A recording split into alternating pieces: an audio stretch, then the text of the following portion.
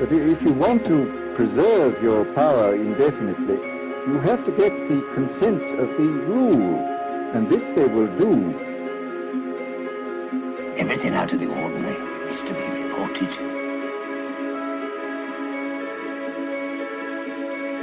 The affirmative task we have now is to actually create a new world order. That's an interesting picture. It was a church. Do you know that word? Yes, there were still churches when I was a child. You know, there was a time in human history when God and the hand of science were the same.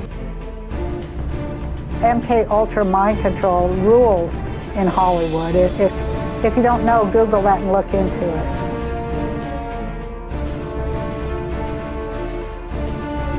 Some of the names of criminals is hardly informing. They're not criminals, Musala. They're patriots. Patriots, like patriots! You're listening to Beyond Extraordinary with Natalina.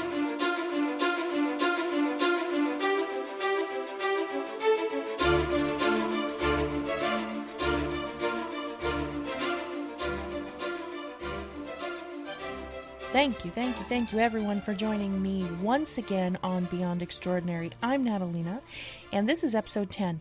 No, episode 9. 10? 9. Episode 9. Episode 10? Episode 9, I think. This is episode 9-ish, and our guest tonight is Doug Woodward. He is an author. He's a scholar. He is involved in a lot of different work, but he's also just a really super nice fella. So it was a real treat to have him on the show. He's written so many books, and tonight we're going to focus on one of them in particular. It is Power Quest Book 1, America's Obsession with the Paranormal. I think given the season that we're in, with Halloween just right around the corner, this is a really pertinent topic because everybody seems to be kind of focused on the darker side of things. People are looking into ghosts and ghouls and goblins and all of that. But, you know, what people don't seem to realize is that all of that darkness that you're playing around in, it's not a figurative darkness. It's a very real darkness. And America itself is steeped in spiritualism and occult practices. Doug is an expert on that topic, and that's what we're going to talk about today. And I think you're really, really going to enjoy it. I don't have a whole lot to say right at the top of the show, beyond the fact that, per usual, look us up on iTunes, rate, review, all of that. Leave us your comments.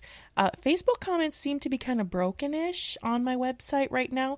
But if you leave a comment on any particular post or in any show notes, there is a comment section that will allow you to actually log in via Facebook. So if you don't want to give your information directly into the website, which, you know, the only person that's going to see it is me. But if you don't want to do that, you can just log in with your Facebook and your avatar and everything will show up there. It's the same thing as just doing a regular Facebook comment. But hopefully Facebook fixes that really quick, because a lot of people do enjoy commenting on the site via their Facebook profile. Please don't abandon me while Facebook is having a moment.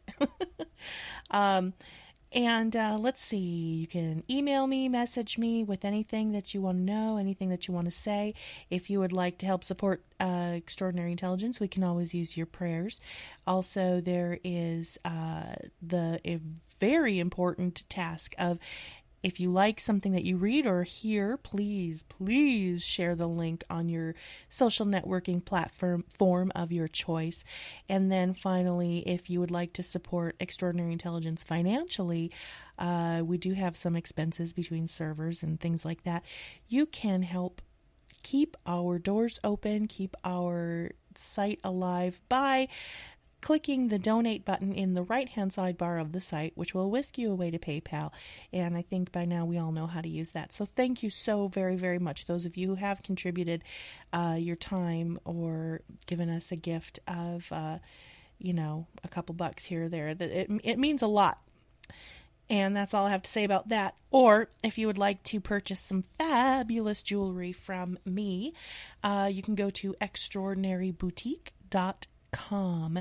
And I just make my own jewelry and sell it to help supplement my family's income. And it's also just a wonderful hobby of mine. So all of that to say. Oh, and there's going to be so much more inventory coming the closer we get to the holidays. So all of that said, I have one last thing to address before we jump into our interview with Mr. Woodward. So I don't really remember where I was talking about this, if it was on Facebook or in a previous episode or something I wrote or something I said somewhere along the line, but one of my listeners or readers made mention that they would be interested in hearing me play my viola, because I had talked about how I used to be in a chamber orchestra and stuff in college, and I had played in the symphony a little bit in my hometown, and I've played since I was about 4th grade, I want to say it is. But I haven't played in a really long time. I'm very, very rusty, and I have an instrument that needs a lot of repair. So it doesn't sound good, but I still have a little bit of chops left. But the problem is that right now, Solomon is sitting on, my cat Solomon, he's sitting on a chair right next to where I am, and every time I pull the bow across the strings, he tries to grab the bow and makes me slide off the strings. So I don't know how far we'll get, but I'll give you just, somebody said they wanted to hear a little bit of it in the podcast. I'm just going to give you, I'm not going to bore you or waste your time too much with it. I'll give you 10 seconds. So he really just wants to play with this, and he keeps plucking my strings and playing with my bow, and I think we're just going to stop it. I think we're just gonna Solomon. All right, this is probably gonna be a real hot mess here. Stop it.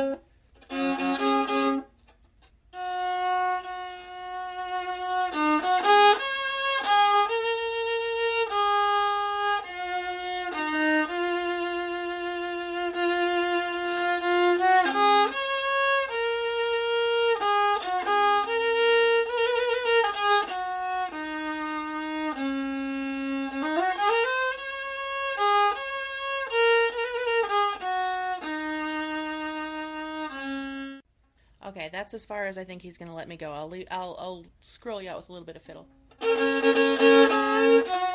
Done. Okay, I just listened to that, and that was embarrassing. Anyway, so on with the show. That little snippet had nothing to do with anything that we're about to talk about.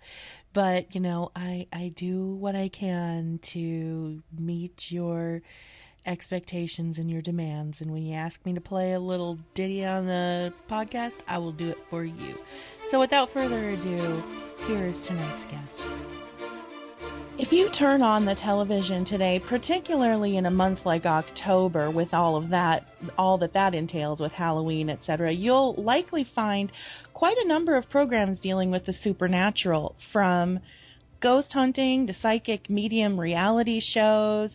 It may seem like the paranormal is on the rise in our country. However, spiritualism, New Age philosophy, and paranormal enthusiasm is really nothing new to the United States. In his book, Power Quest, Book 1, America's Obsession with the Paranormal, author and scholar Doug Woodward lays out in really startling detail just how deep into the occult the founders and shapers of our nation were, and how that affected philosophies and events around the world, and how it has set the stage for what is happening today. Doug is here to discuss all of these things with us today, and I'm just so pleased to welcome Doug Woodward to Beyond Extraordinary. Hi, Doug. Welcome to the show. Hey, thank you. Hi, Natalina. It's great to be with you. After a couple of false starts, we have connected, and I am very excited. It even gave me an opportunity and an excuse to reread the book that I wrote a couple of years ago, because it had been a while, so I hope I'm ready. I think I am. I have no doubt about it. You are a pro. In fact, I'm just seeing you everywhere online today. Everybody's had an opportunity to interview you and talk to you because you do such fascinating work. And, of course, your latest book is The Final Babylon. And that, and of course the subheading of that is America and the Coming of Antichrist. And that is a whole other subject unto itself. I would love to dig into that with you a bit more. But it's really exciting. But for tonight, because of the season that we're in and because of sort of the nature of my audience, you and I decided that it might be really beneficial to the listeners to talk about your book, Power Quest Book 1, because it really covers such a wide range of topics that all go back to the sort of spiritualism and fascination with the paranormal and the occult, all the way back to America's founding. Before we jump into that, though, tell us a little bit about yourself. Oh, okay. All right. Well, I would be pleased to do that. My background, I have been studying sort of unofficially and officially subject matter related to Bible prophecy, philosophy, religious philosophy, alternate history, just all kinds of things. I guess I'm like most people. I read those things that interest me or that I want to learn more about, and I've really been trying to understand more about spirituality, spiritualism, and sort of stumbled across a few years ago the fact that America has a very rich history of interest in the paranormal. And surprisingly, it began to just realize or dawn upon me that America is playing a role and will play a vital role in the conclusion of human history, which is what the Final Babylon is really about.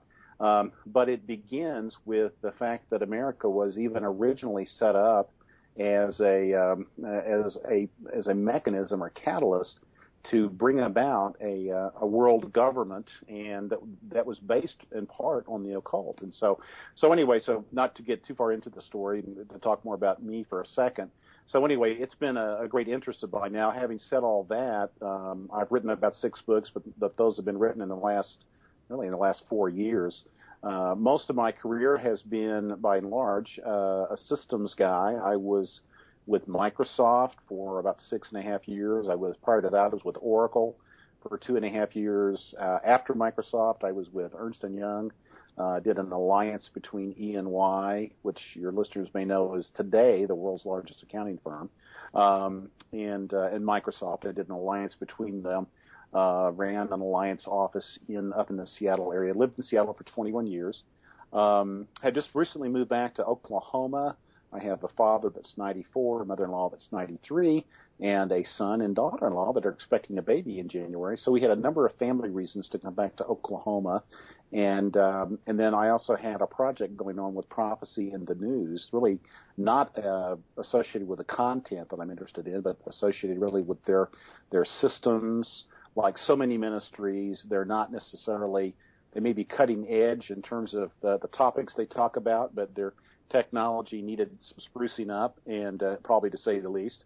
So I've been engaged in working with them on software and the telephone system and their local area network and all that kind of stuff. So I've been doing that for a number of months. And so a couple of kids, as I mentioned, a son here in Oklahoma City, a daughter that actually works for Microsoft back in the Seattle area and doing a fabulous job. And so she's sort of following in her father's footsteps.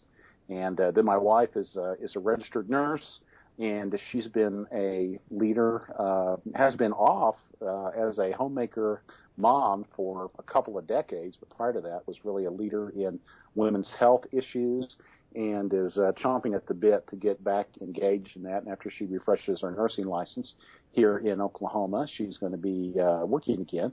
And maybe that'll allow me a little more time to write a little more and do a little bit more what I've been doing and enjoying so much the last few years.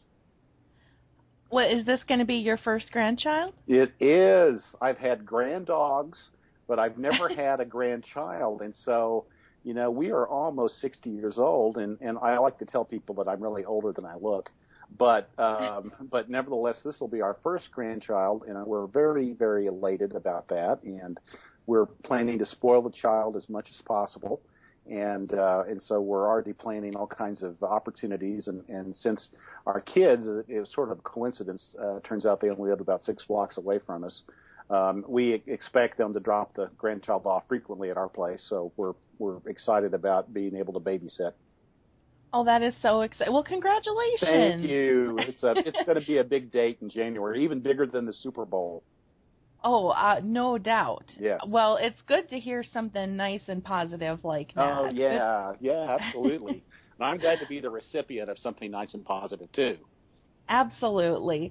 Well, all of that is wonderful, and through your studies and your research, it led you to writing a number of books, as you said, and this one that we're going to focus on tonight, Power Quest Book 1, America's Obsession with the Paranormal. I found it to be such a fascinating read and a challenging read because one thing that is so exciting about this book is you talk about not only the history of America, but you get into, oh my goodness, physics and chemistry. I tell you, I'm stretching the reader, but part of it was in my own, my own quest to sort of understand these things. What I was stumbling across was so much to really understand the sort of the emphasis or the enthusiasm, probably the wrong word, for the occult amongst the elite. You have to probe a bit into the sort of intellectual pursuit that the elite have to try to understand how the supernatural and the natural realms sort of overlap and fit together. And the fact is, as I show in the book, one of the threads is that the supernatural, it's not that the smarter you get and the more elite and wealthy you get, the more sort of secular, atheistic, materialistic you get. The reality is almost proven the opposite. It's almost as if the more money you have, the more time you have on your hands, the more likely you are to get into supernatural issues, and so consequently you see just a surprising number of the world's intellectuals that got into the occult and the supernatural, especially in the 19th century, and it had enormous implications upon world history in the 20th century. There's one pursuit in history called intellectual history, which is just sort of the history of ideas. But probably one of the most important and understated aspects of history is how significant the belief in the supernatural has been for world leaders.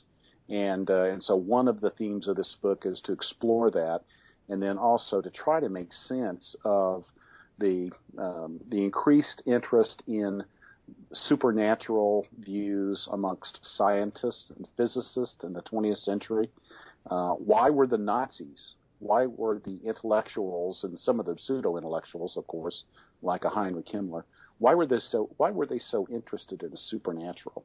And how did that connect with their technologies and the physics of their technologies and the development of the nuclear bomb, the development of the flying saucer and so forth? And so there's this really fascinating connection, I think, between the supernatural and the technological.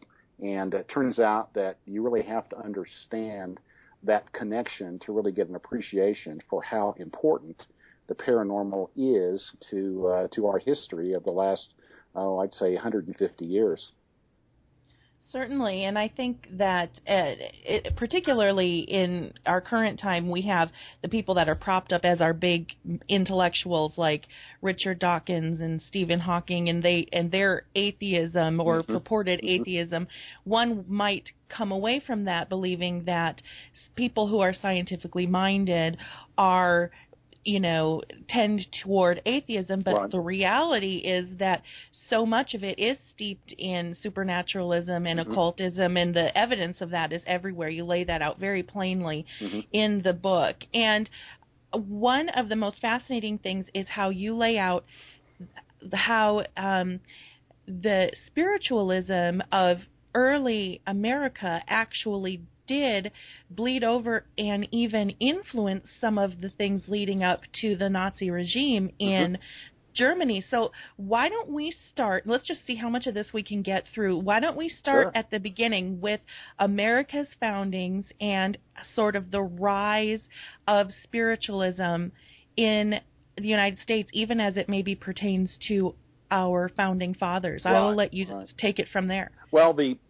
story begins in many respects with Jamestown. It goes all the way back to the first permanent English settlement in the United States at Jamestown, and it was the Virginia Company that financed the Jamestown experiment, or colony, if you will, and one of the principal backers of Jamestown and the Virginia Company was a guy named Francis Bacon, who was one of the leaders in the Invisible College, eventually the Royal College, during the time of Oliver Cromwell, of course, and prior to that, there was a lot of you had to be very careful in England if you said anything that reflected on your view that was an alternate view of the sort of Catholic or later the Church of England's view.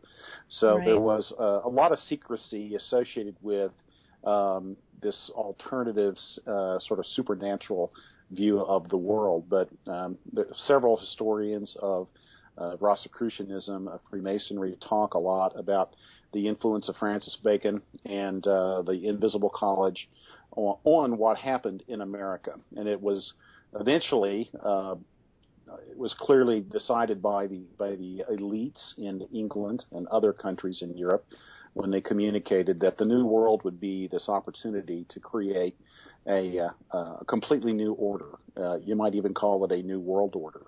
An order that would not be dominated by priests and by kings, but it would be dominated by reason instead of revelation, and it would be an opportunity for humankind to break free from the dogma of let's say the Catholic Church and the divine right of the monarchy and all that. So the story kind of begins with that, but you also have to then remember and understand the nature of Francis Bacon and the fact that he was a Rosicrucianist, and that so many of the really in his time, he was living early in the 17th century and prior to that in the 16th. But coming out of the Renaissance, you had so many very important scientists and philosophers, whether it was Kepler or Giordano Bruno or some of these others that were the true quote-unquote Renaissance men.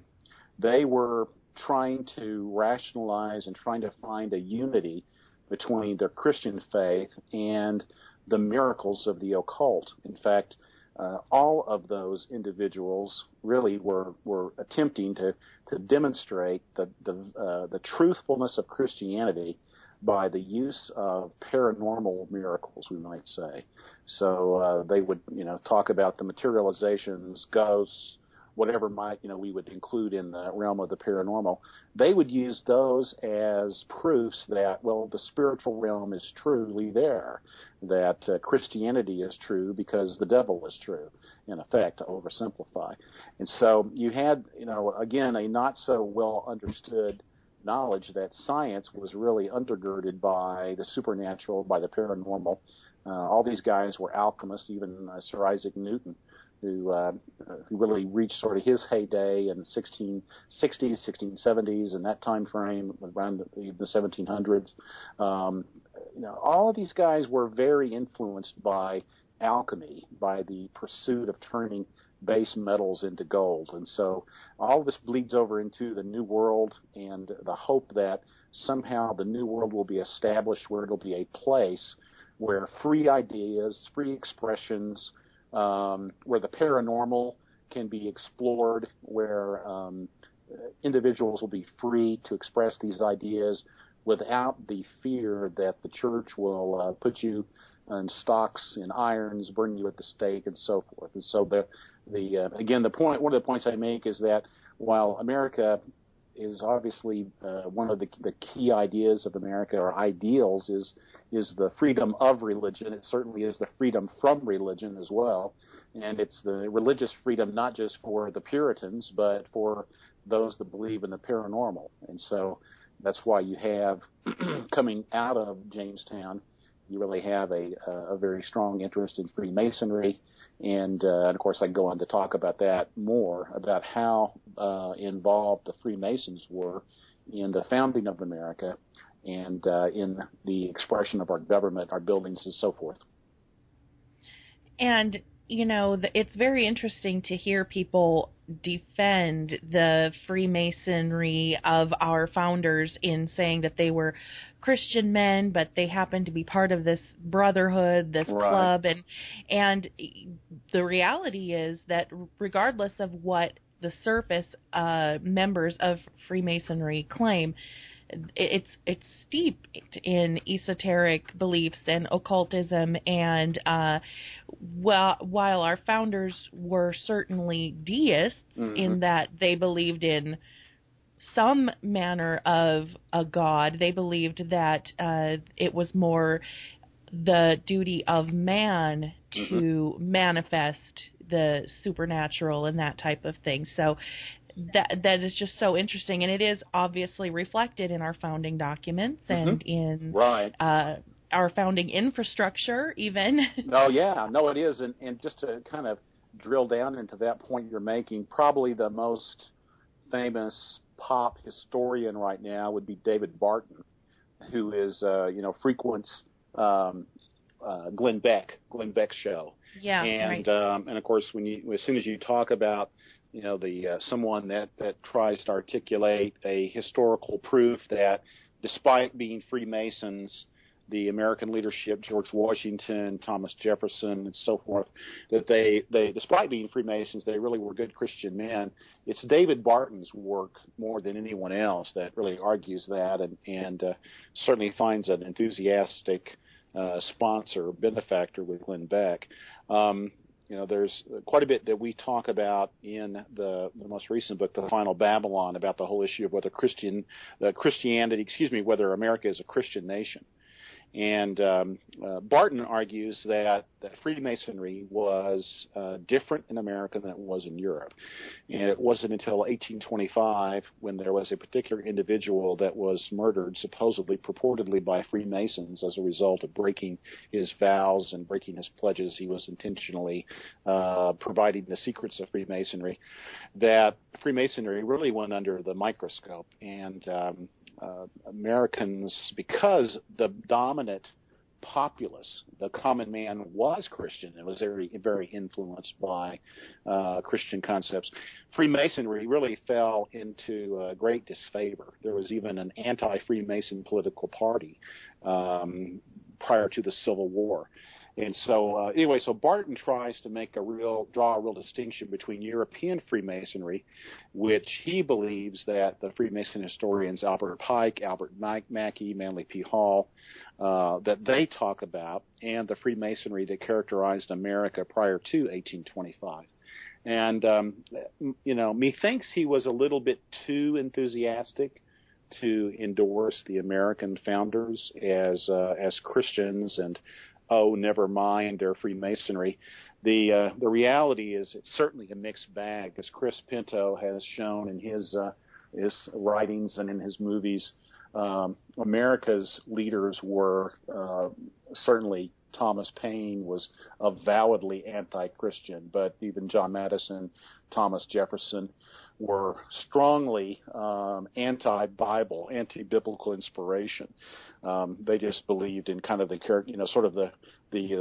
tried and true view that, well, Jesus was just sort of a good moral philosopher, and that humanity should benefit from his morality, but never mind these rogue disciples and their stupid stories of miracles. And we all know better now. We know that Jesus didn't turn the water into wine and so forth.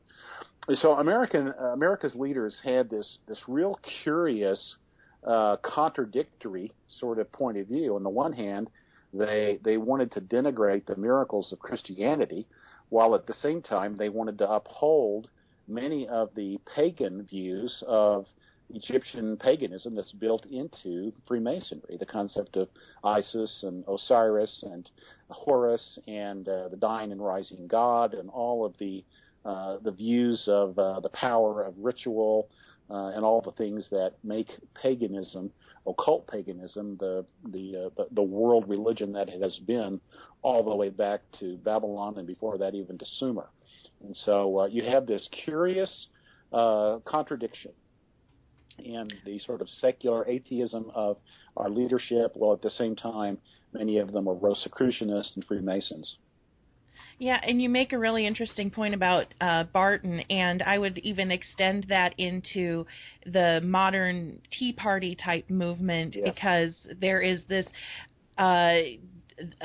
necessity to be an apologist for folks like Thomas Jefferson when, mm-hmm. One only needs to look at the Jefferson Bible to see how he eliminated all notions of the divinity of Jesus and all supernatural wonders and that type right. of thing. He took it all out. So right. it seems so obvious, but also I can, you can kind of sympathize with people who, particularly Christians, who want to push for this idea that America is a Christian nation in an mm-hmm. effort to sort of back up mm-hmm. their social ideas right now. So, well, and maybe even the God is on our side, mm-hmm. and so since God is on our side, God's on our side because we were founded a Christian nation, which is not true. The Constitution is inspired by God, which is not true. Now, having said that, let me quickly say the founding fathers of the United States were, by all measures, except, let's say, the measure of whether or not one is a Christian, by all other measures, they were great men. They were courageous. They fought for noble ideas. They still instituted, arguably, the best government that has been instituted amongst men and women in the history of humankind.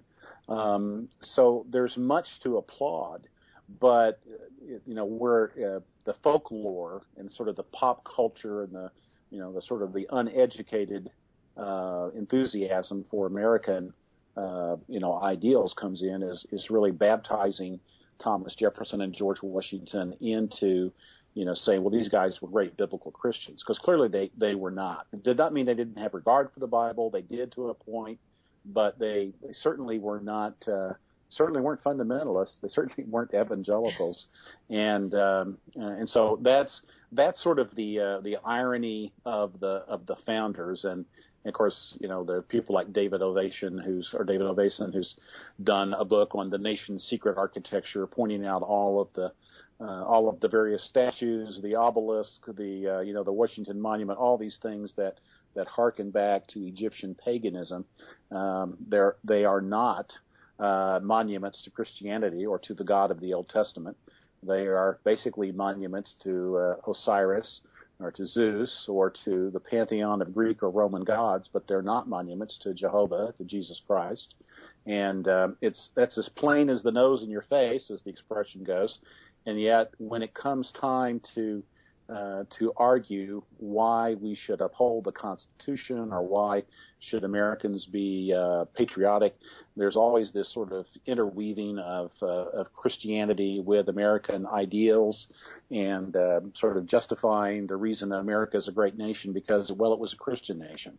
And, history just doesn't show that to be true. So it's pretty obvious and well established then that our founders were not really the people that popular culture in America paints them to be. But a really interesting thing that you go into in your book is how beyond the founders, just early Americans had a strong interest in spiritualism and occultism. And I would love for you to speak to that because it starts to lead into how our budding paranormal enthusiasm and spirituality kind of bled into larger world events. Right, exactly.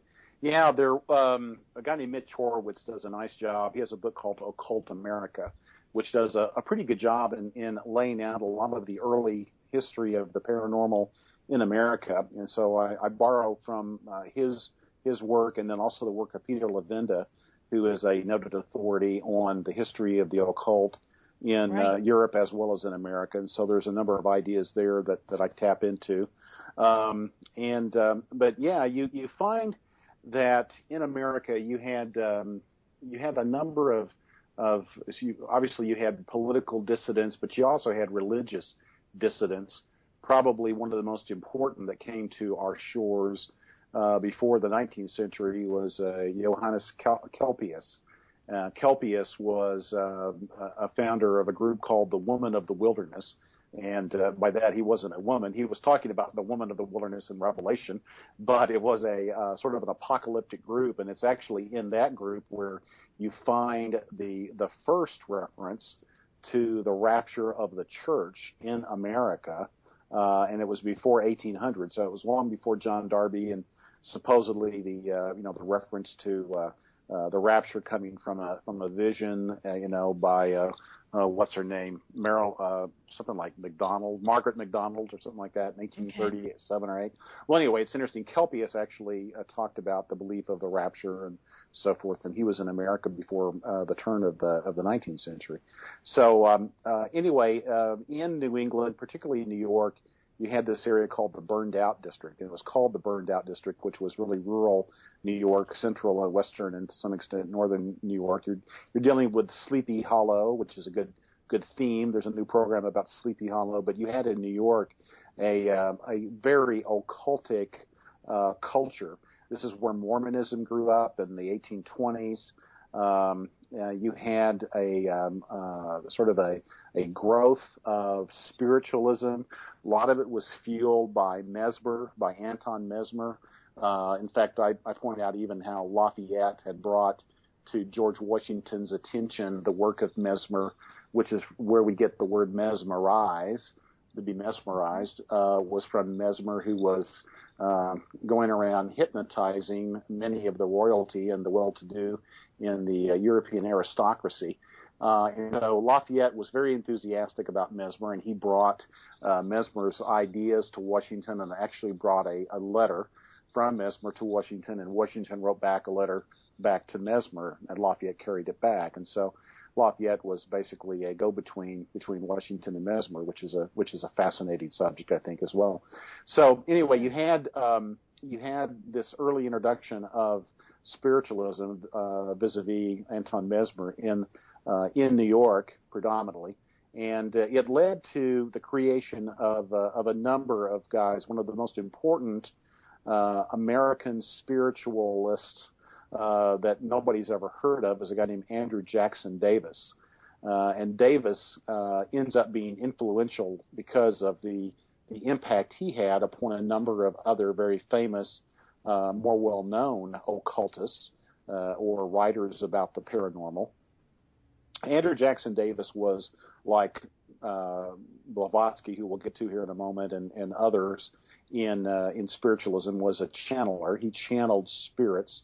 I believe he was the one that channeled Swedenborg, who had been another sort of heretic of Christianity in the 18th century. And so anyway, so Davis was actually channeling. Actually channeled a book, and he was very influenced. Davis was by Mesmer and the ideas of mesmerism. He was influenced by spiritual healing, and in fact, eventually he decided to dictate. He would be receiving a book, and it was doing this in public in New York City. And this guy came who was reporting for our local newspaper to listen to Davis do this book, and he wrote an article about Davis, and he eventually led him to write a short story called The Mysterious Case of M. Valdemar. And of course, the guy that wrote that was a guy named Edgar Allan Poe. And Poe, of course, wrote many books inspired by the occult. And but he used Davis, in effect, as sort of his case study to create this notion of a person under the trance of a mesmerist. And eventually, his story was translated more or less from one English country, America, to another, England, and published in a serial in England, without giving note that it was actually a fictional account. So it was just treated in England as if it was a true story. And so Edgar Allan Poe first burst on the scene because of Andrew Jackson Davis. Well, Davis had other influences, and he influenced a lot of spiritual activity There were ghost shows in just after the Civil War. A guy named Henry Steele Alcott was also a writer, and he was writing for New York newspapers, and they were, of course, always looking for fascinating things. And the study of the occult was pretty interesting. So he went to a Vermont a farm where there was a big ghost show going on, and he was reporting on this ghost show, and I forget which brothers it were that were doing this ghost show, and the full Indian regalia and voices from the woods and all this stuff. It was all not true for as far as we know, but not to say that there weren't a few spooks actually out in the woods. But nevertheless, Alcott wrote about this information, and it attracted the attention of another person that eventually bumped into him on the porch out there in the woods, and her name was Madame Helena Petrovna Blavatsky.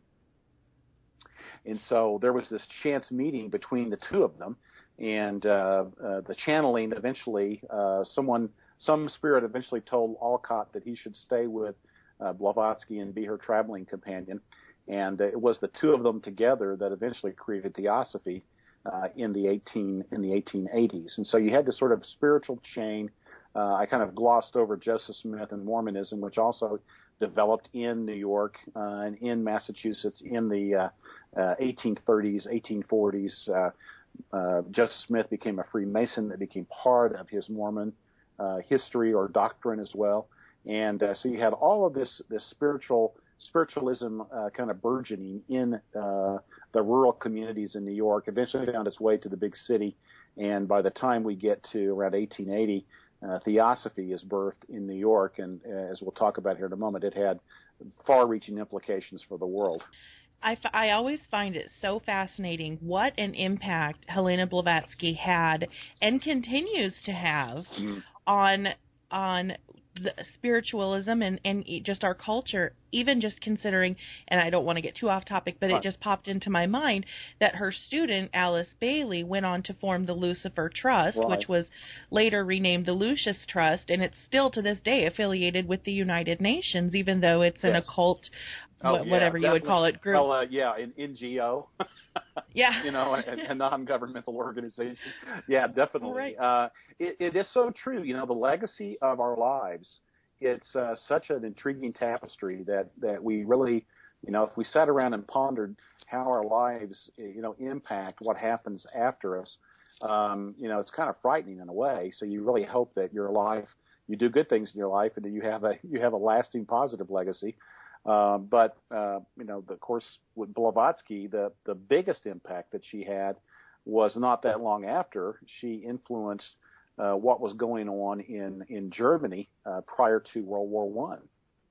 Right, because one of the lesser talked about things about her Theosophy and the Secret Doctrine is that she also had a philosophy about a singular superior race. Yes.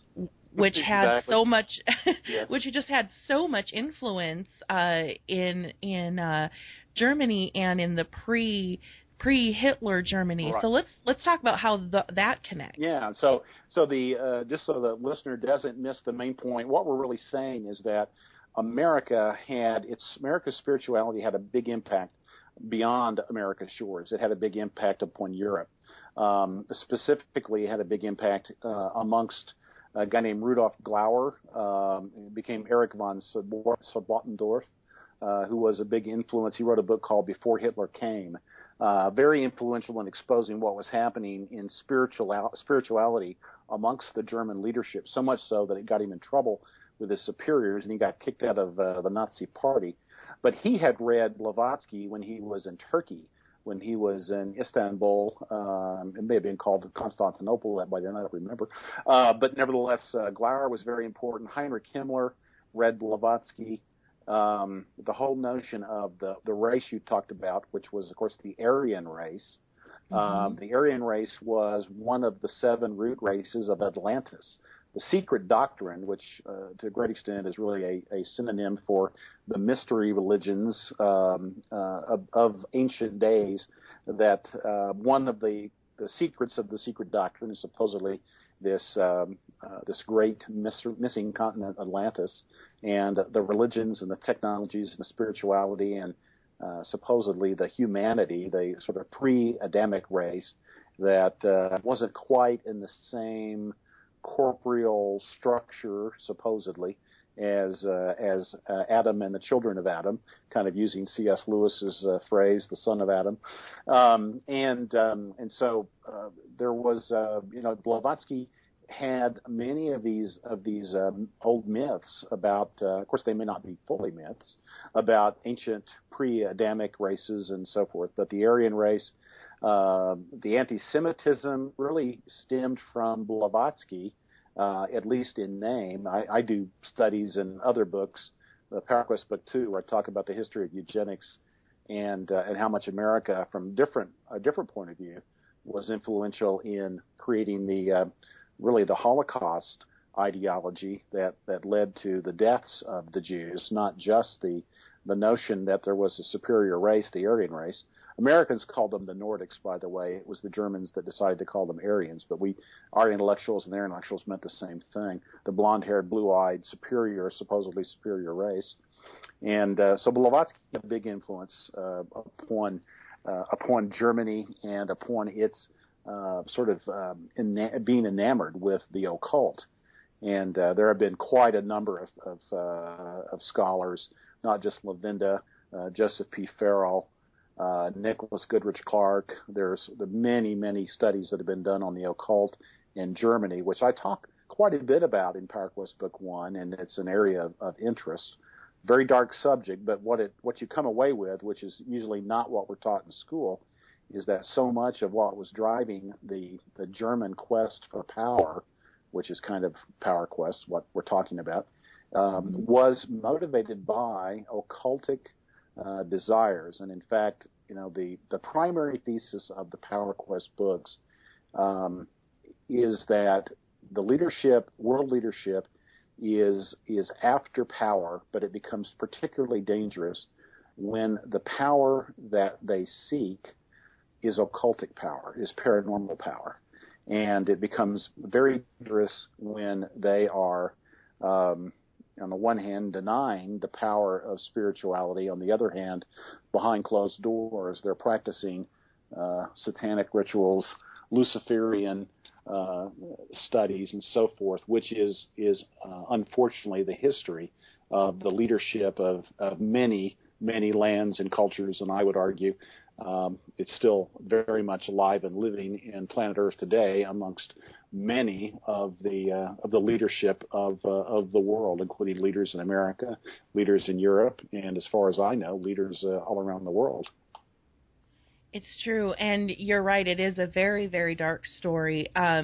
When I think about some of the things that you wrote in your discussion of the rise of occultism in pre-Hitler Germany, I found so much of the information that you presented so fascinating and really helps to put sort of a context to what exactly was going on there. In fact, one interesting character that you talk about is Edward Bulwer Lytton. Yes.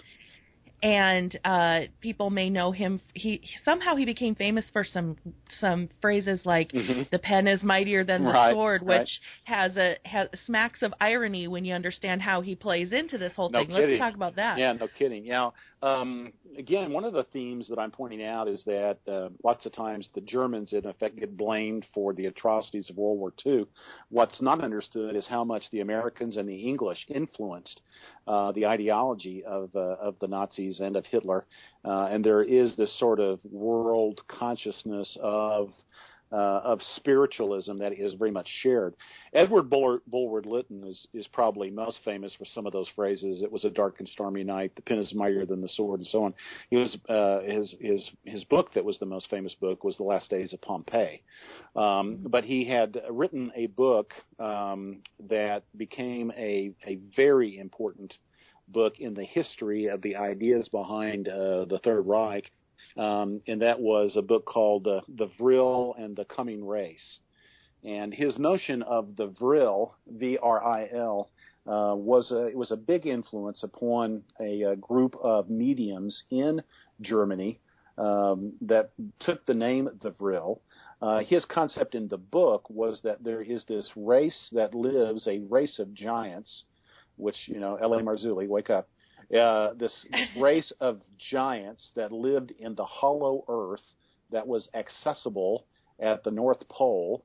The notion that Hitler talked about and then Friedrich Nietzsche had talked about before, who was a philosopher in the 19th century Germany, was Hyperborea or Hyperborea, and the land of Thule, or Thule, not the ski manufacturer, but although it relates to that, no doubt, since it's dealing with the Nordics and Alpine and so forth. But it's this idea that there is this race of superior beings that have lain hidden for millennia in the inner earth, and they are about to come out. And this is a hidden race that knows how to exercise paranormal power. They know how to exercise the Force, Luke, which is to a great extent where no doubt where George Lucas got the notion of the Force was from the Vril. And so there's this group of mediums, Maria Orsic and a number of others, probably in the neighborhood of a dozen or so other mediums that lived in Germany. They were eventually wrapped up from the Vril into the Thule Society, which was the occultic group headed by Dietrich Eckart, who was co-imprisoned with Adolf Hitler and Rudolf Hess, and was credited actually by Adolf Hitler of being sort of the father of Nazism. Well, Dietrich Eckart was a black magician, and so that tells us something about how close Hitler was to the other supernaturalists. And of course, there's several books that talk about this, some that are more disputed than others. But the story of the Spear of Destiny, Trevor Ravenscroft's book, is one that chronicles Hitler's development and growth as a magician in Germany, and associated with the Thule Society of Sabotendorf, the influence of Heinrich Himmler. Joseph P. Farrell has written extensively about a guy named Karl Maria Willigut. Willigut was he really was an occult folklore expert, but he became kind of Heinrich Himmler's personal idea guy. And Willigut was very influential in notions of sort of ideological notions of the nature of reality. And it goes so far as Farrell points out in his books, that the swastika itself symbolizes not just the sun, but the power of the sun. And the Thule insignia itself, which I show a picture of in the book from 1919, has sort of the swastika in more of a swirling effect, rotating effect, which is, it turns out, this is where the sort of the study of physics kind of gets thrown into it, is that it ties into the nature, an alternative understanding of reality itself, of what constitutes nature. And one of the arguments I make in the book is that the difference between natural and supernatural has really become very, very blurred in the 20th and 21st century. And the Nazis, going back to Edward Bulwer Lytton, the Vril and the Coming Race, you begin to see there's this move towards trying to marry technology, our understanding of physics, with the understanding of the supernatural. So it's kind of as if we could say, well, okay, so we know that the mind has power, let's say. The question is, how does it work? And so much has been done in effect, trying to understand scientifically what is it that causes the mind to be able to move objects, psychokinesis and so forth. The argument, one of the arguments I make, is that Buddhism was virtually dead if it had not been revived by the Theosophical Society, by Henry Still Olcott, by Madame Blavatsky, ultimately, of course, by Alice Bailey, as you mentioned, and others. But what was unique and novel about America's take on Buddhism was it mixed the sort of the meditative qualities of Buddhism with American individualism, which is really a non-Buddhist, Buddhism is anything but individualist.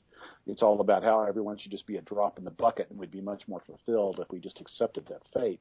But American individualism combined with this sort of meditative, contemplative aspect of Buddhism, and then further combined, the third part of this trilogy is sort of the issue of science and how science works. And so that's really where you begin to see this interplay between science and spirituality that has comprised the nature of American spirituality, and was also very much at the heart and soul of Heinrich Himmler, the experiments they were doing, the analysis they were doing, all of the things they were trying to do, sending Ernst Schaeffer off to Tibet. The story of 7 years in Tibet, inspired more or less by Ernst Schaeffer and the investigation of the Aryan race, supposedly fallen from the world of fire and ice into the Himalayas, where supposedly the Aryans first showed up on Earth. All this gets back into sort of trying to come up with this grand unifying vision of how science and the supernatural all fit together. And it's so interesting. I want to talk about a little bit more of the science aspect of that. Sure. But, I find it so interesting that you point this out, because I find that there's a lot of people, when they discuss the Nazi regime and Hitler's vision, there's often connections made to the concept that, even just with his connections to the Vatican and this type of thing, that he was sort of an uber Christian extremist, but which is so crazy, because the reality is that he considered Christianity to be sort of a slave morality, and that the German morality would be one of being the master morality, being in charge. So it's so interesting. Now, how did they use the science? They had amazing scientific Absolutely. people that were known to this day for some of the giant breakthroughs that we have. How did they use that to try to prove and advance their agenda? Wow, there's a lot there. We need to unpack a bit of that. I think the first thing that we need to talk on is the issue of Nietzsche and his concept of master-slave. There's the Hegelian dialectic, master-slave dialectic, but in Friedrich Nietzsche, he talks very much in his book, The Antichrist, and in his book, Thus Sprach Zarathustra. He's really dealing with this notion of what constitutes the commonality and spirituality that humankind, late in the 19th century, as it moves into the 20th century. Nietzsche died in 1900, by the way, in an insane asylum, I might add. As humankind is progressing forward, what he calls for in Thus Sprach in Zarathustra, which of course was the Richard Strauss's inspiration behind the theme that was used in 2001: A Space Odyssey. Not coincidentally, by the way, very much appropriately so for the nature of that film.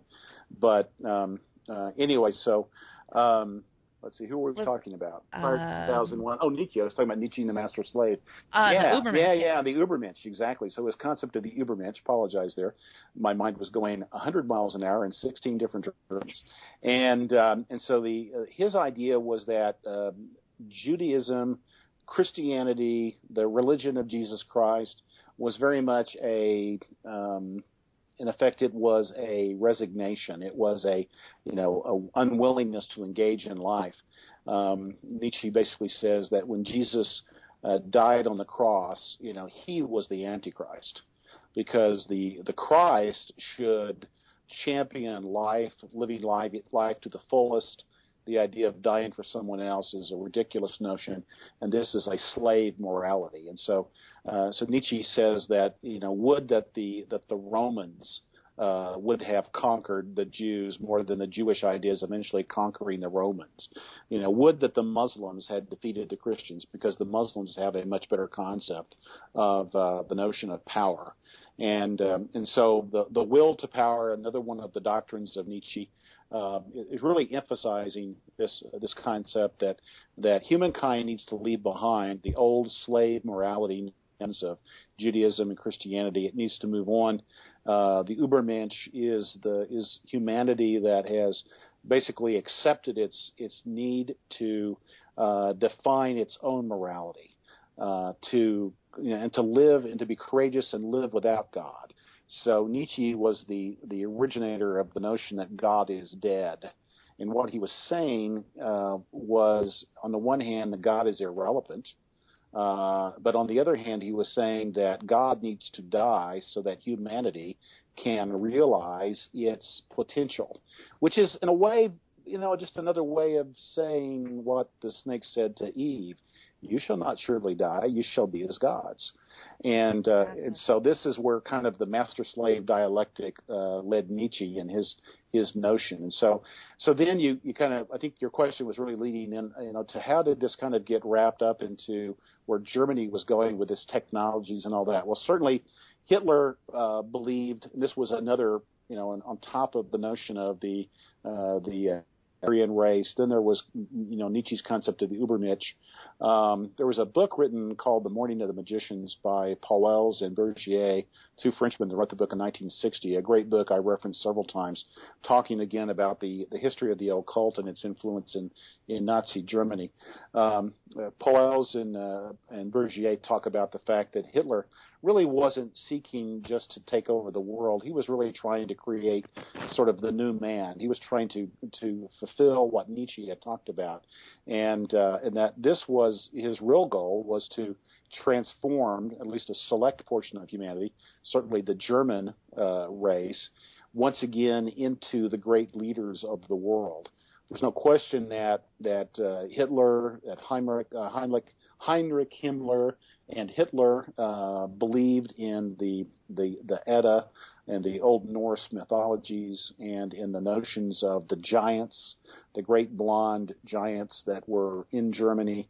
That, of course, again, L.A. Marzulli, wake up. This is, the same idea that there were these Nephilim, or these great giants that were in Germany's past, and that's who the Romans encountered when they went to attack Germania. They encountered these great giants. Well, anyway, this was sort of the heritage of the Norse, of Germania, that Hitler wanted to revive. And so that's what the Ahnenerbe, Himmler's organization, was all about. It was to go off to Egypt to try to find the Ark of the Covenant, or to go to the Himalayas to try to find the roots of the Aryan race. It was to try to find all of these different mysteries, the origins of these myths that might allow Germany to achieve its destiny. There's a person we haven't talked about, which is another fascinating person, Houston Stewart Chamberlain, who was I believe he was the nephew of the older but younger nephew of Neville Chamberlain, who was the Prime Minister of England that gave away Bohemia or Czechoslovakia to Hitler, or appease Hitler before World War II. Well, Chamberlain was an Englishman who was enamored with the German spirit, and he actually wrote a great deal of the ideology that was utilized by Hitler, and was sort of the mission statement, you might say, beyond Mein Kampf, but it was justifying why the German race should be leading Europe. And so Hitler felt enthusiastic, not just because of Madame Blavatsky, but because of Houston Stewart Chamberlain as well. And in his writings, again, promulgating the fact that the Germans should really be leading Europe because of this rich heritage that they had. And so you have all these sort of power players coming together, and then you have the backbone of all this, though, is just the smarts of German engineering. So it's not just the Mercedes-Benz and the BMW, but it was Focke-Wulf, it was all of these Siemens, all of these incredible organizations, corporations that existed in Germany and that were building these super technologies even before the Nazis came on the scene.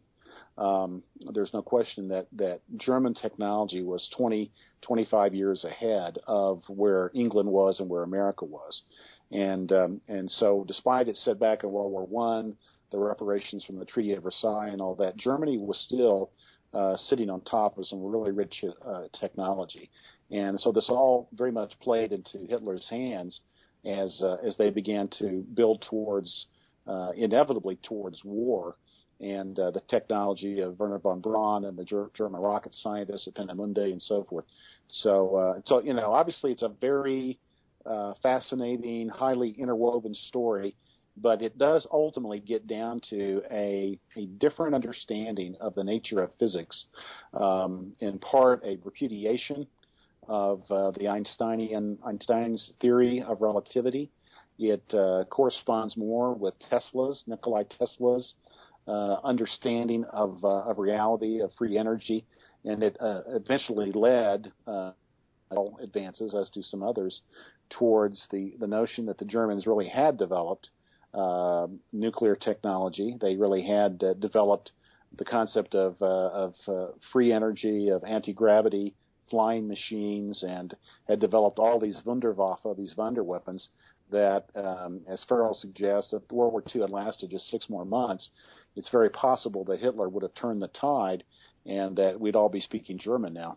That's so fascinating. And really what it all leads to is the idea that although the Nazi regime had a rise and ultimately fell, much of what came out of their technological and their scientific advances came back to American shores via Project Paperclip. Right. And continued this American interest in the Übermensch, as much as we aren't as overt right. in our exploration of it. Certainly, we see this even today in our current trends in technology with transhumanism and the like, and it all ties back to this occultic power quest. Right.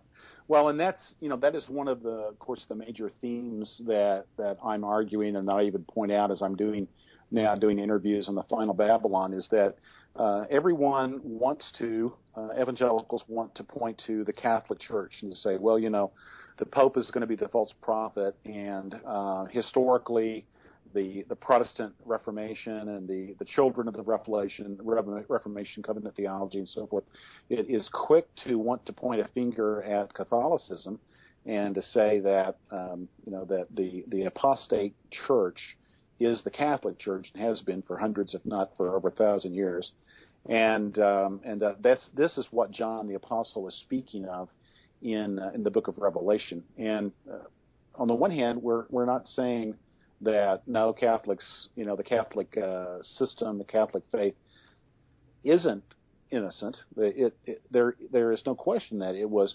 heavily built upon paganism, all the way back to Constantine and Pontifex Maximus and so forth. So we know that Roman Catholicism, as Alexander Hislop talked about in his book, The Two Babylons, we know that Catholicism is very much built on the concept of Semiramis and Nimrod, of Osiris and Horus and Isis and so forth. So yes, there's a heavy influence or infusion of paganism in Catholicism. But one of the points that we're making is we're arguing, of course, that America is, we think, the final Babylon, and that even spiritually speaking, America has been heavily influencing the rest of the world and its theology and its spirituality for the last 200 years. So it's as dominating a force on spiritual issues as is Catholicism. And the fact that sort of the spirituality since World War II has really been an amalgamation of the German occult notions that were brought into our country knowingly and consciously by Alan Dulles, by the folks that were leading Project Paperclip in 1947 and 48 and all that this eventually led into the building and the galvanizing of the American military-industrial complex. The most notable sign, of course, would be Werner von Braun and his virtually team of 100 and some rocket scientists brought over intact from Germany into America to lead us in our development of rockets and the space program and so forth. But you had Walter Dornberger, who was also in the SS, who was very instrumental at Bell Helicopter. You had so many Germans that became key players in American corporations and in governmental research programs and so forth. So it's very likely that the Germans were near perfecting already the notion of a flying saucer. Henry Stevens and quite a number of other folks talk about this.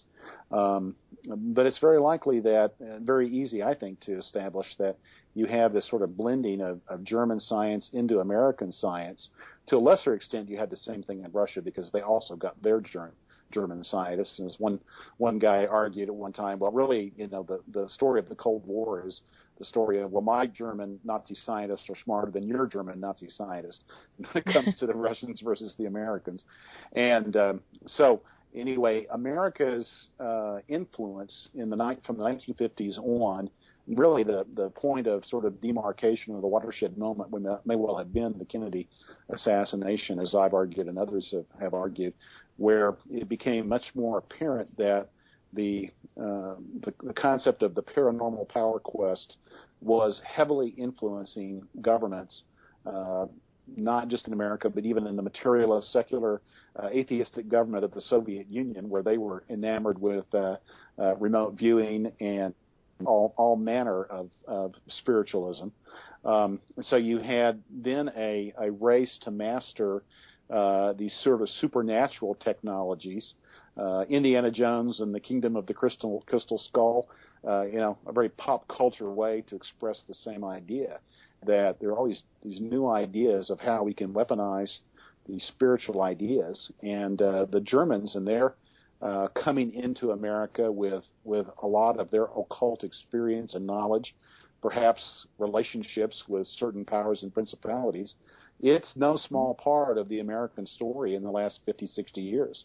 Now, and on that topic, you mentioned how the Third Reich and its fascist regime had an influence on American corporatism, even through people like the Rockefellers, etc. So let's talk about a little bit of, from that point on, how American contemporary spirituality, so that this is kind of what you get into towards the end of your book, how it continues to manifest or continued to do so. Right. Well, yeah, there's sort of the another whole story, which really I begin and talk about to a pretty great extent in book 2 of Power Quest, which is the story of the Great Escape, the Nazis, how they escaped, how they were helped along that escape by the Catholic Church, by the United States, by the CIA, as it became the CIA, had been the OSS in World War II. But so you have this sort of this mass migration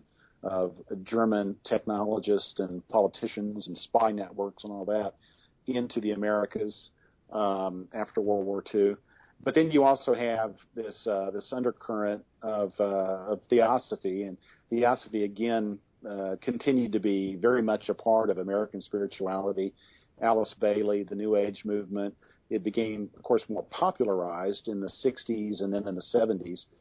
Marilyn Ferguson's The Aquarian Conspiracy, and of course, Natalie, you've had a small experience yourself from what I've learned about your background in some of these American sort of explorations into the paranormal. So so you know something about this, so I should probably let you talk. But anyway, in the United States, there's been, of course, the Shirley MacLaine, who I had a chance to meet with once, by the way. I really did want to talk to her about being out on a limb, but we were talking about this is kind of an interesting story in its own right, involving Lindsay Lohan, Shirley MacLaine, and making a movie. I met with her and the producer about the possibility of doing that in Los Angeles a number of years ago. I was potentially going to help raise funds for it, but I decided, based upon the advice and counsel of a number of my friends, that it was probably not a good idea. But sometime over a cup of coffee, we'll have that discussion. It's interesting in its own right. But anyway, you have in pop culture a continued movement towards these ideas of a spirituality really detached from any kind of Christian doctrine. It's just the idea that we are all possessors of some kind of a God quality. It's sort of in effect the perhaps the Jungian notion of the higher consciousness. It's George Lucas's concept of the Force. So it's all of these ideas that we ourselves should quest for the power of the divine, that we can achieve divinity, we can be transformed into godhood. And as we get more and more into genetic modification, I was pleased and privileged to be able to participate with Russ Dizdar and Ellie Marzulli and Doug Hamp and a number of others, Derek Gilbert at Chicago last April, when we really explored this whole issue of DNA and how the enemy, which we consider to be Satan, has an agenda and is working through technologists and other possible means, which I talk about, to transform humanity into gods, to instead of humankind being formed and made in the image of God or being remade into the image of Christ, which is really the goal of Christianity and should be the goal of individual Christians, is that Satan's plan is to remake us into some type of into Lucifer's image, if you will. And so genetics, transhumanism, all this ultimately has not just the improvement of humanity into sort of a super species, but going beyond that to where we really are able to muster all of these powers and forces and kind of create the Übermensch that Hitler envisioned. And so that's really the goal of the Power Quest, is to ultimately achieve this kind of divine quality that at least the elite, not necessarily everyone, but at least a certain select number of human beings are to achieve in the days ahead. And that's what I really appreciated about this book, in that from my own personal experience with the New Age, I can often be heard saying that now that my worldview has changed to one of a biblical worldview, I recognize that the very first lie in the Bible was "Ye shall be as gods," and I firmly believe it will be the last lie. Mm-hmm. And to be able to see from the beginning of this book to the end that this is the common thread, the man's power quest toward godhood, right, and the folly thereof, of right. course, right. And I can only presume, and I admittedly haven't read the second book, but I can only presume that same thread follows throughout and all the way through the final Babylon. Yeah, it does, because I really was, although I was privileged to work with a couple of co-authors in the final Babylon who brought so much to the table. When I first started writing Power Quest Book 1, it really was my intention to offer this counterpoint to the traditional prophetic scenario, which the traditional scenario is that America is omitted from Bible prophecy, that the Antichrist he will build upon a power base in Europe, or there's the counterpoint nowadays in which the Antichrist will be a Muslim or an Assyrian and will build upon a rebuilt Babylon and so forth. But in either scenario, and I don't really buy into this last scenario, but in either scenario, America is necessarily needs to be diminished in its power and capability, so it makes room for the Antichrist to arise on the scene and be empowered by one of these other world powers that really aren't there yet. And so what we're saying in the final Babylon is that no, far from being omitted from Bible prophecy, America is at the heart of Mystery Babylon. Unfortunately, America is wearing the black hat.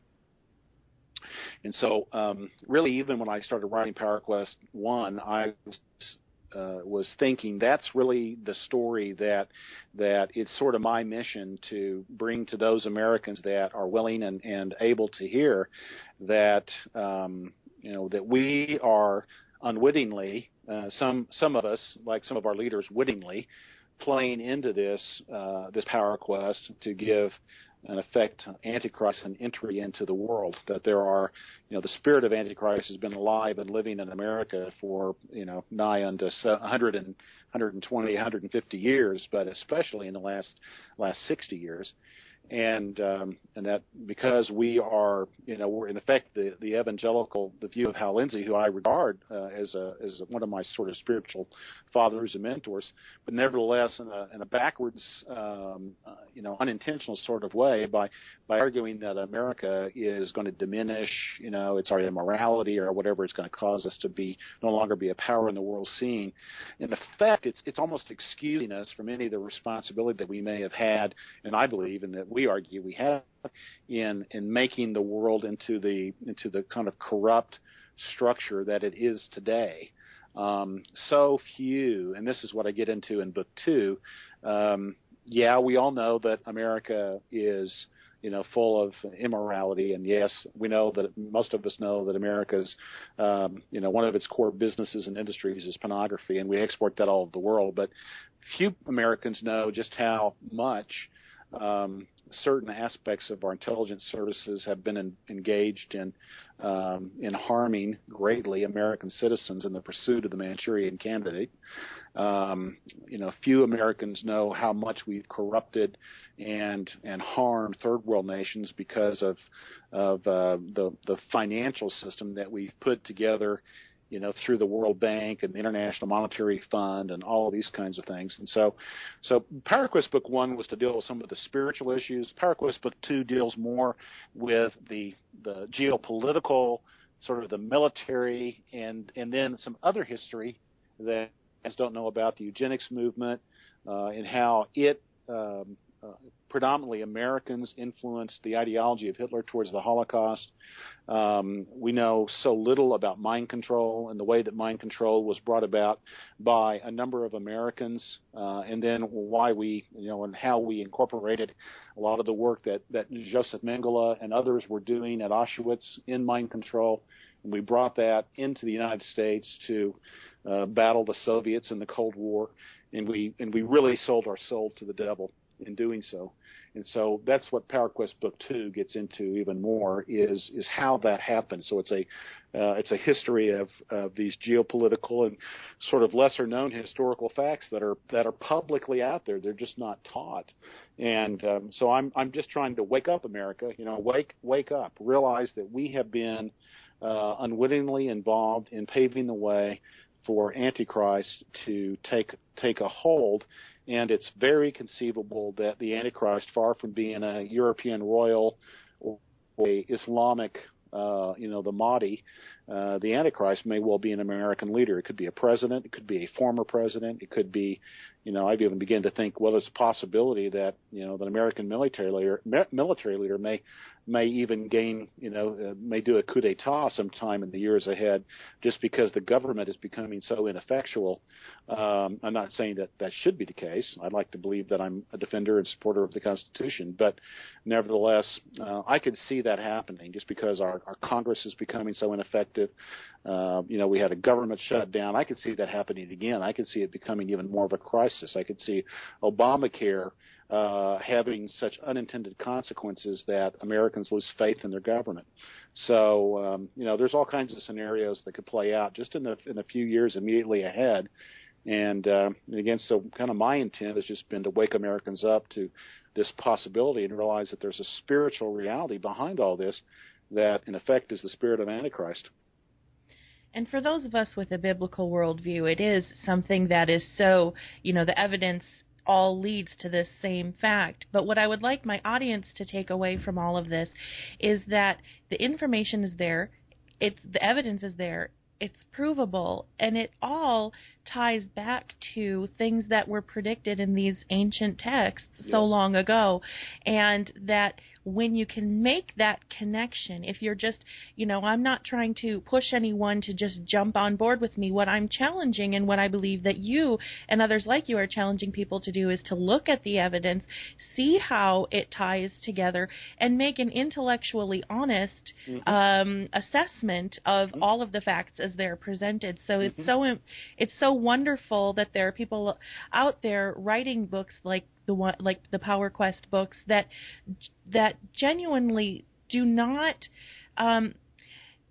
How do I say it? That there's sometimes a trend in Christian writing to dumb down the language a bit. Oh, yeah. And I hope that that's not an insensitive thing to say, but I love that you don't do that. That you expect that your reader is going to be able to handle the information that you're presenting. Yeah, I know I'm not writing chicken soup for the soul. I really know that. And my favorite book in some ways is the book that I wrote that is more kind of personal and sort of more my spiritual journey, which is incorrectly titled, and I'm going to fix that, Black Sun, Blood Moon.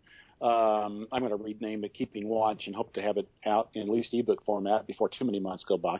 But these other books that I've written, they're it's not. I really wish the world was a happier place, and that I didn't write about such dark things. I'd prefer that would be the case, but the Lord has laid it on my heart, and no doubt put the questions and the curiosity in my mind to do this kind of investigative, sort of historical investigation, and to write books that aren't just assertions, but that they really are relying upon, for the most part.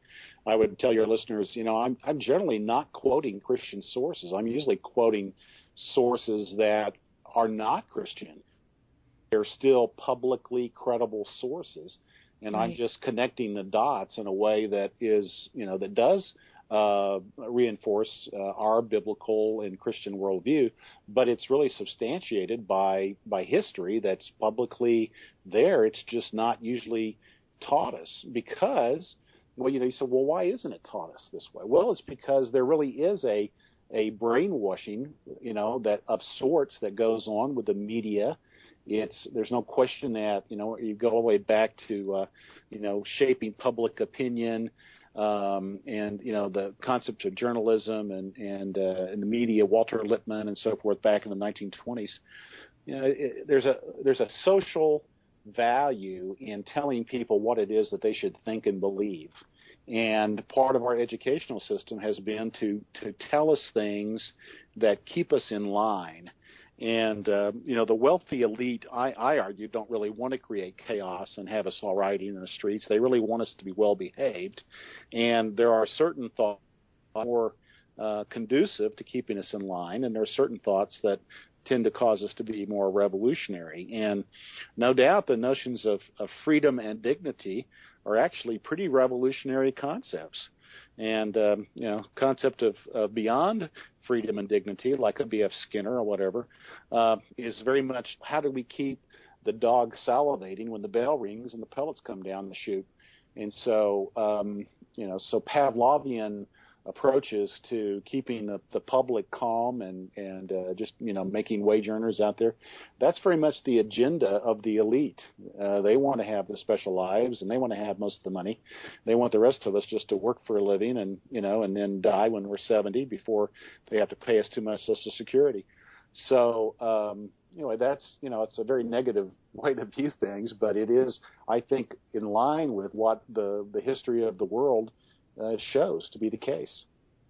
Absolutely. And I mean, we're seeing, as you point out, we're seeing this unraveling before our eyes, actually. Yeah. And we, of course, can take away from this that the end game or the end goal of maybe our current administration and previous administrations is to keep us dependent on them, to keep us hungry for their help, to keep us in line, as you say, and it all seems to be rolling out according to their plan, which is why it is so important for us to be aware. And I want to just tell the audience that Doug and I have already discussed the fact that we're going to have to do another show together. Sure, at least one more, at least. At least, because there's just so much information, and I really would like to get into a lot of the things that you discuss in Book 2 as far as, eugenics and mind control and these types of issues. There's so much to say on that topic, right. And how important it is to us and where we are now. So I am going to have you back on, and I'm going to have you back on in the near future.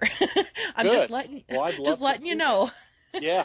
Well, it just means that you're going to have to read a little bit more of my books. That's all. Well, it's been a pleasure reading book one, so I can't wait to dive into the next one. It's, as I said, it's a challenging read, but it's not a difficult read because it is laid out in such a way that each point leads to the next, and each point confirms the next, and it just unravels in a very methodical way. And it's something that I think anyone, as I said, who is being honest can see where it is all leading. So, well, all I can warn you about is just be advised that the more you get into book two, the more you're going to be frustrated that you haven't been taught so many of these things, and the more you're going to be uncomfortable about saying the Pledge of Allegiance. Well, the more sometimes the truth hurts, right? It does. I mean, it does. And right. So we're gonna talk about that in a future episode. But one of the last things I just want to ask you is, what are your future? I mean, obviously you've written so many books already. What's next? Yeah. Well, there's my co-authors, Doug Krieger and Dean McGriff, who worked with me on The Final Babylon. We had a great discussion today. He spoke for well over an hour talking about, what comes next in the way of the next book. And we've already laid out a pretty good scenario of what we think we're going to do. We think we'll probably address, we may start the next book off somewhat looking at, where is the United States going to be in September of 2021, not to give away too much, but we're kind of looking at something, significant that we think is going to happen in that time frame in America and in the world. And we want to talk specifically about those things that we see as objections to some of the ideas. Probably one of the most important things has to do with the nature of who the Antichrist is and becomes. We think that the notion of the Islamic or the Assyrian Antichrist is, which is popularized by Walid Shubat and Joseph Farah, WorldNet Daily, Joel Rosenberg, Joel Richardson. There's a lot of people that are on sort of this, Antichrist is going to be a Muslim idea. We think that's not going to be true, and so we're going to talk quite a bit about that and why we think both Scripture and a series of other sort of just geopolitical realities would say that that's not likely to happen. We talk a bit about that in The Final Babylon. We're going to go into more detail in the next book. We will talk probably more. One of the big debates amongst Christians who study current events, is the dollar going to collapse? Is the economy going to collapse? Right. We argue, perhaps counterintuitively to some evangelicals, that no, the U.S. is going to rebound because of the huge amount of energy resources that are coming online, and we think despite the challenges in the economy, it's going to rebound. And so we're going to talk more about that whole debate of collapse versus rebound, and why it is that we argue that America is the power base for the Antichrist, and therefore it is going to continue to be the strongest nation in the world until the end comes. So that'll be part of it. So that's one of the key things. I also have a sub-project that I'm about 75% through, which is talking about the role of the planet Mars. Completely unrelated to this other stuff, but I've actually done a lecture. I did a lecture last year, and I've already written some articles on my website, which are available to any of the listeners that want to look at these articles, talking about how Mars has been a sort of a bastion of deception for the last really since about 1880. 1890, and beginning with Percival Lowell and some of the Italian astronomers that Chris Putnam and Tom Horn talk about in Exo Vaticana. Mm-hmm. Well, they were actually studying and talking about the concept of the plurality of worlds back in the late 19th century. And so Mars plays a very, very prominent role, I think, in the final great deceptions. And I have had a chance to talk a bit about some of this stuff. In fact, I've published most of my articles sort of semi in serial form in LA's magazine over the last 14 months. So in addition for you and I being co-authors of in LA's magazine, I think that this whole issue of the final the disclosure event, that Mars is actually going to play a fairly seminal role in that. So that's a book that I'm calling Lines and Sign Wonders, Signs and Line Wonders, the role of Mars in the final Great Deception. And so that book is about 75% done. I'm so busy with the Final Babylon, I haven't been, and just following up on that, I haven't had a chance to finish the book on Mars. That sounds fascinating, and I don't even know how you could write 75% of a book with how busy it appears that you. Well, it's happily LA has been allowing me to sort of write an article at a time, and so I'm like a lot of the books on Mars have been done serially, like Ray Bradbury's book, The Martian Chronicles. Mm-hmm. And Edgar Rice Burroughs, John Carter, The Princess of Mars. All these books were written serially, and so to some extent it's kind of a poetic triumph of mine that I'm sort of doing it in a serial fashion as well. Not that my book will have any near the stature and power of those books, but hopefully in our little community it'll still be a book of great interest to people that get a chance to look at it. Oh, I have no doubt. So just to wrap things up then, for our listeners who want to get themselves ready for our next discussion, sure. What would be the best way for them to get their hands on your books and to read your blog posts and all of that? Yeah, well, first off, some good news. I've made PowerQuest Book 1 available on ebook format. So it's available on Kindle through Amazon. It's available on Lulu. I think it's going to be available on Barnes & Noble and iBooks. If it's not already out there, it's going to be out there next week or so. So PowerQuest Book 1 is available, and I'm keeping it very cheap, family and listeners to this program, for $3.99. And wow. It's going to go up, but I wanted to get that book out to a lot of people that may have already bought the book in paper, but they really wanted to have an ebook concept. So it's available. So look for PowerQuest Book 1, really on your favorite ebook space. And then my website is called Faith Happens, faith-happens.com. And we also have I have a Facebook page, S. Douglas Woodward, and we have a Facebook page, The Final Babylon. So there's, which is really obviously devoted to the book, The Final Babylon. And occasionally I make appearances on your wonderful group site, Extraordinary Intelligence, and which is a great source, by the way, for people that haven't discovered that already. And but anyway, my books are all available on Amazon. You can just do a search on s.douglas.woodward, and you'll see my books out there. And also I sell books through Prophecy in the News and their website. And so there's typically now The Final Babylon, for instance. You can buy that book and get a free DVD of a presentation I did on The Final Babylon in Colorado Springs this last summer, and the three authors. We also do a 1-hour roundtable. That's all on this DVD. That's free if you buy The Final Babylon from Prophecy in the News at this time.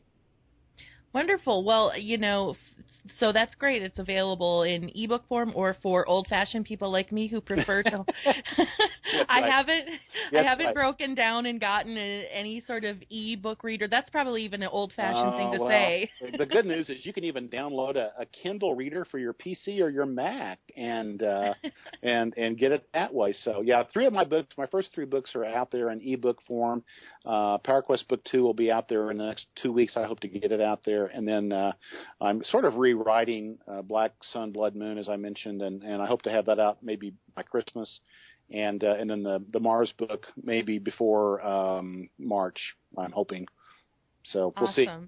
So, well, I'm going to put all of those links in the show notes for our listeners to get their hands on that stuff. And I would say even for PowerQuest Book 1, even though we just discussed it for the past hour and a half, we didn't even scratch the surface, really, of what's all in this book. So people accuse me of is I pack too much information and then makes them read the book twice or three times. So I know I'll read it again. I know I will read it again. So definitely take a look at all of those things. It's a great price, and then we'll talk more about it in our next interview. And I am so thankful that you took the time to talk to us today, Doug. This is really awesome. It's great. It's I love having a really good interview with a good interviewer, and you are, and so I'm privileged to have the chance to be with you. Well, as you mentioned, we're not just friends, but we're colleagues. Yes, we are. With LA's newsletter. So, yes. And anyone who wants to see what kind of amazing intellectual prowess Doug and I have in that form. Indeed. And those other small minds that ride alongside us in that magazine. Yeah. Yes. Yeah, you can just ignore them. But to get... That's right. I think you can just get that on LA's site. There must be a link in his sidebar, I think. So. Yes. It's probably one of the better sources of really kind of cutting edge, if not over the edge thinking right now is what LA's doing with his email newsletter. It's great. Absolutely. Well, Doug, it's been a pleasure, and I look forward to talking to you again. Absolutely. It'll be great, and thank you again for the opportunity. Thank you. You've been listening to Beyond Extraordinary with Natalina. For the latest headlines and program schedule, please visit extraordinaryintelligence.com.